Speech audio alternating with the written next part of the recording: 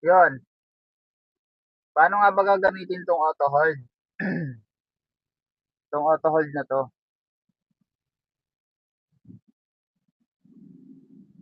madalas kasi sa traffic, ang ginagamit natin ay 'pag automatic transmission 'to,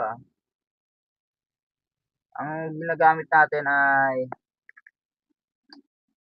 magha-handbrake tayo tapos lalagyan natin sa neutral or sa parking, gano'n.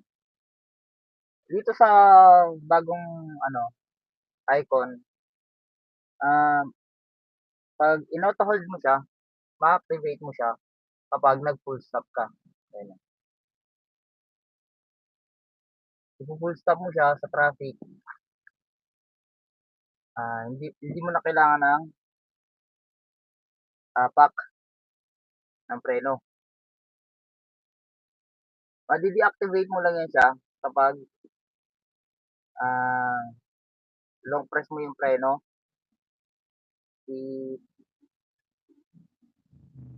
full brake tapos auto hold, pindutin mo yung icon na auto hold. Wala na yun, wala ng dito, yan. Para ma-activate mo ulit yan, pindutin mo yan tapos yan,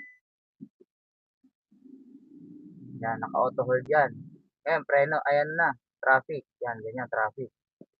Para mag-activate yan, magi-green yan, naka-ano, nakaputi, oh.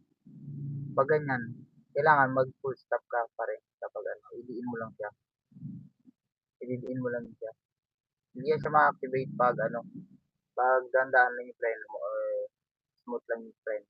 Kailangan pagdating mo dun sa stop ay ididiin mo siya ng todo or basta madiin para ma-activate ulit yung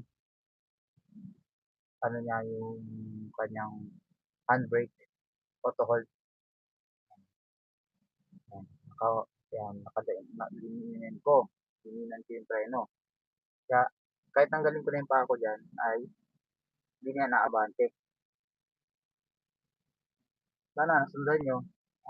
Ito, magsisilingan din ulit ako. Ah, aabante yan siya. Ngayon, hindi siya gagana pag konti lang yung preno mo. Kailangan madiin. Hindi na siya aabante. Nakadrive pa rin tayo dyan. Madi-deactivate mo siya, ulitin ko, kapag nilong press mo matigas na preno, tapos ulitin mo yan.